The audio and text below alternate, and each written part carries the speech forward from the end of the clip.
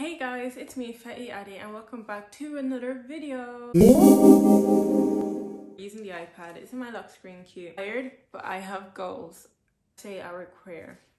God, I thank you that we have technology for people to be able to see this video, and I pray that what I'm speaking about really in line with your will and it can minister to people in a good way. Amen. Right to the video. Today's video we're going to speak about how to stop being a people pleaser. And guys, this is something I currently suffer from. So I've done my research on the topic. I'm going to share with you some tips to stop being a people pleaser. Know that when I make these videos, some of the stuff I've actually researched, like, I don't know. I love giving advice and I love giving advice to myself as well. So let's get right into the video. Number one, how to stop being a people pleaser. Be true to yourself and your beliefs and stop trying to fit in. Speaking from experience, I feel like one of the reasons I'm probably a people pleaser is because I don't want to offend anyone. And if you offend anyone, I don't want anyone to come and attack me. I feel like it's so important to stand for what you believe. If you believe in God, stand for your beliefs. If you believe in climate change. Where did I get social from? If you believe in climate change, stand for your belief. And I feel that's something we all should learn when we're younger. Maybe they should incorporate into like secondary school or primary school, standing up for what you believe in, because it might be controversial, but that's what makes a person who they are. Their beliefs, what they stand up for. That's what makes people unique. That's where the interesting conversations come out of. So I feel like it's so important. If you're trying to please someone and their opinion, you're going to contradict yourself, and no one wants to do that. You have to stand firm in what you believe. Like, for example, I believe in God, and say someone said something that goes against my beliefs. Like, I believe in marriage, and many times when I express my opinion on marriage, a lot of people kind of just say silly things. Like, so there's this guy and we were speaking about marriage, not because we wanted to get married or anything like that. No, because we're walking back from somewhere together, so we're just speaking about different topics and all, and I was telling him about marriage and all, because he had such negative views. Like, what he was saying is very like passive what I was saying, and I was like, don't tell me one of those people that believe that marriage is just a piece of paper. And he's like, but it is, and all that. And then he was like, marriages don't last anyway. Like, I'm sorry, but mine will, in Jesus' name. But imagine if I was trying to please him and I was like, yeah, that is so true, like, marriages are just really weird. Like, you see the amount of divorces, the divorce rate is like skyrocketing. Like, I'll just be contradicting myself, my own beliefs. So I feel like a key part to stop being a person pleaser is to stand firm in what you believe, whatever that is. Like, whatever, can you stand firm in your beliefs? Be confident with what you believe in, period. Don't try and fit in. Belief should be something that's non-negotiable. It'd be something that you believe and you stand for. So if someone goes against your beliefs, know how to like be kind about it and all that, but don't try and like please them. Like, stop trying to please them. Stop trying to contradict yourself. Stop trying to go against your own views to please someone else. Like, why are you trying to please them? Ask yourself that question as well. Why are you trying to please them? Why can't you stand firm? Why do you have to fit in with that person? Are they paying your rent? If they are, it's probably your mom, and yeah, you should please her. You're trying to please this person so badly, and why is it so hard for you to stand firm in your own beliefs? Is it because you don't believe it as well? Or is it because you're embarrassed to believe it? Is it because you're fearful to believe it? I used to be a bit fearful to believe in God.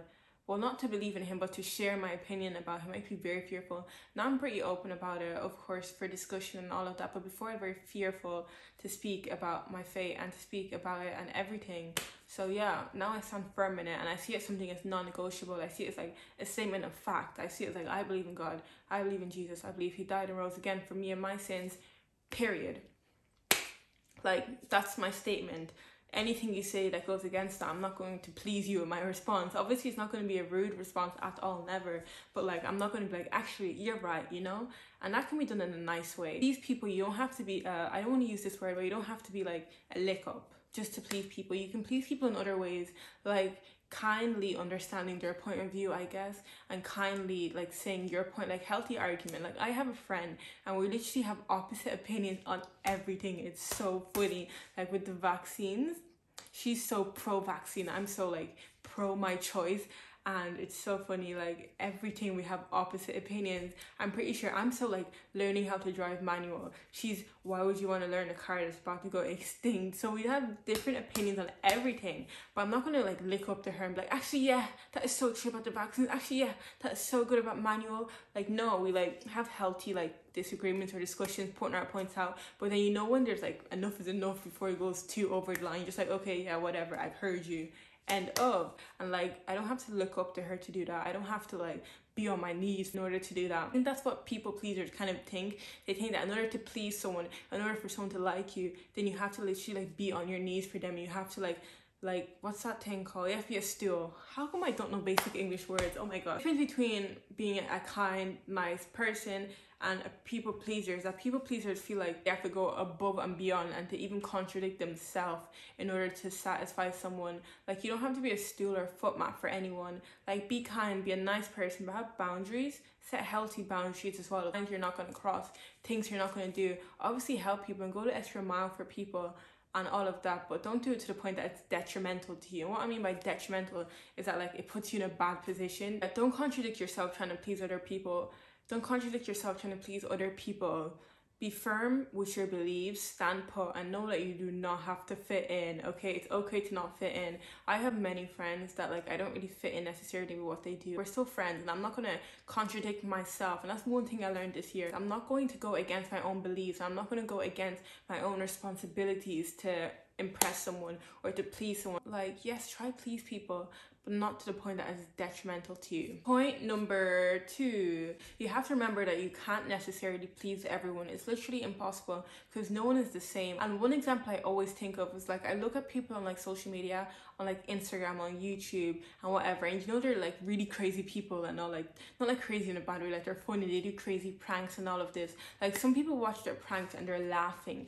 Other people watch their pranks and they're just like, why would they do something so stupid? And other people watch their pranks and are like, was that meant to be funny? Like, and they're okay with that. They're putting that content out there, expecting that type of reaction. And I feel like that's how we should be with ourselves as well. Like, we should put ourselves out there. Imagine if they tried to cater their videos to every single person that's going to view that video. Imagine how that video would just be a mess. It would be going from crazy to calm to this to that. And I feel like that's what I try to do sometimes. I try to cater myself to each person I meet. Like, if I see, like, a quiet person, I try to cater myself to be a quiet person. If I see, like, a loud, outgoing person, I try to cater myself to that. If I see a person that's very, like, old school, I try to make myself, like, old school. And yes, you're meant to do that sometimes. Like, obviously cater your level of respect and the way you act with certain people. Like, the way you act with your best friend won't necessarily be how you act with your mom, or the way you act with, like, your teacher won't be how you act with, like, your brother or your sister. That's normal. But when it comes to the point you're trying to please people, that's why you're changing yourself. So you know that there's a problem. Like, you can't possibly satisfy everyone. You can't possibly please everyone.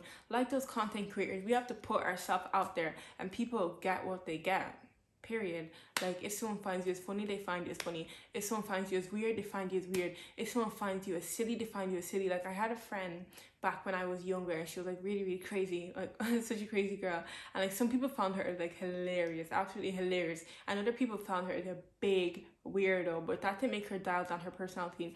To the people that found her hilarious, she didn't like keep being hilarious for them. And then the people that found her weird, she didn't start being, like, dialing down her personality for them. She was the same inside and out. You get what you get.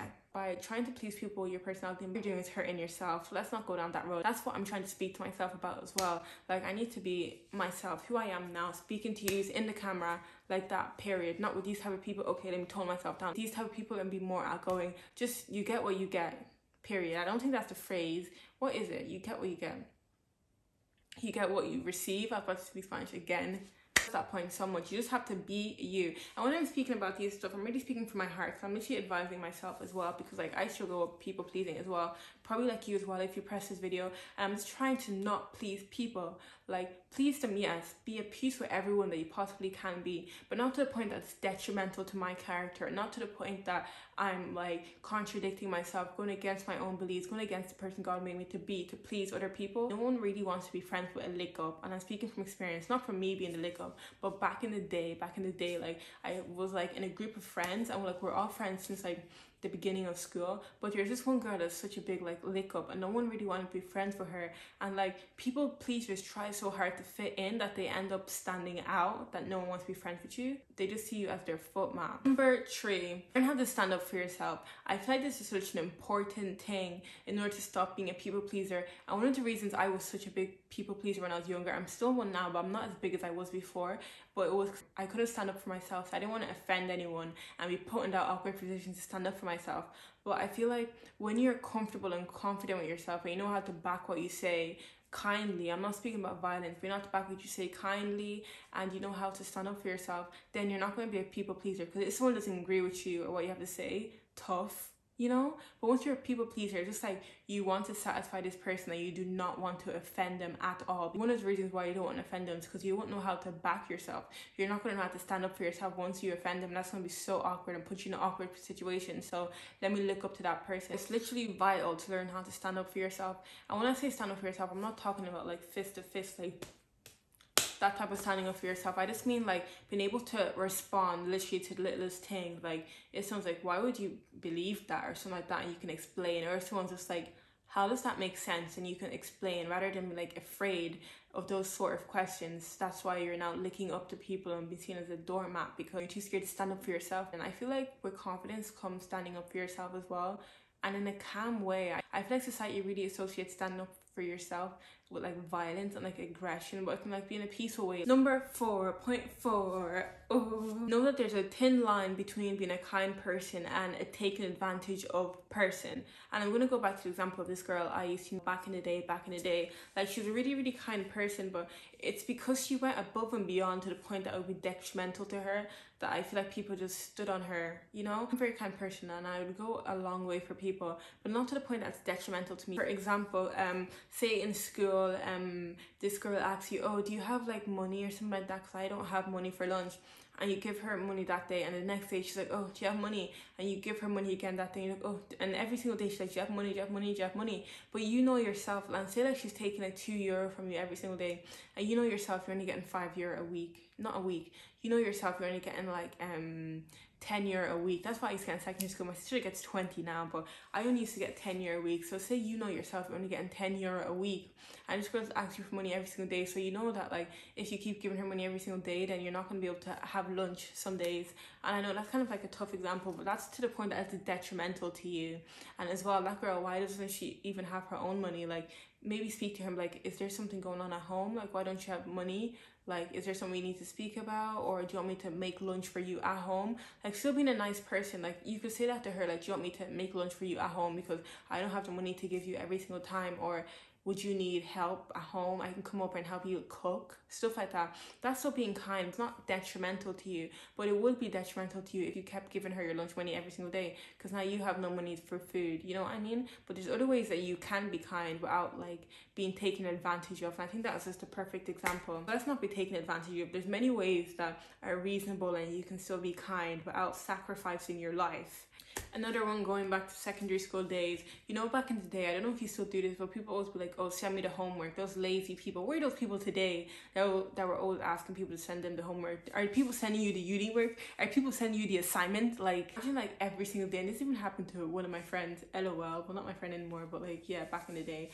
And LOL, like this person just kept persistently asking her for homework every single day. And like, she did the homework. She was the one that got the answer. It was her work. So why are you asking her for that work? Like, it's understandable if you don't want to share that. Like, if you do, that's just a bit weird. Maybe once or twice to your friends, but if they're asking every single day, they're so lazy when they get back from school, they don't even do their own homework. But you do, and they're like, oh, send me homework. Like, okay, it's page 105.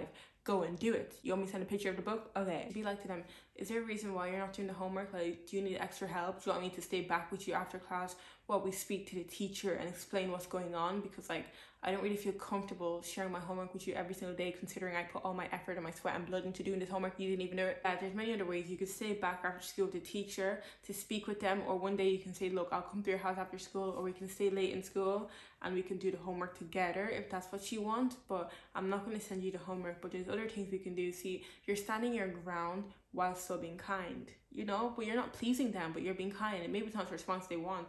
That's the thing about a person that always wants to be pleased. They always expect a certain response, and a people pleaser is going to give them that response. But don't be that person. Be kind, okay? Give a kind response, but don't always give their response, because their response could be detrimental to you. Their response could be taking advantage of you, and you don't want that. That's all for today's video, guys. I hope you enjoyed this, and I hope you really take this on board and learn how to not be a person pleaser anymore, people pleaser. I think it's people pleaser. That makes more sense. I'm going to take this on board as well, and I've really spat some revelation into my own mind as well of not doing things that are detrimental to me to please other people. And another thing as well, it's the main thing for me, it's not even doing things for people, it's just a personality one, like tuning down who I am for this person and that person. Like, I'm meant to be one person, point blank, period. Hope you guys really enjoyed this video. Stay tuned for the next video. I'm out.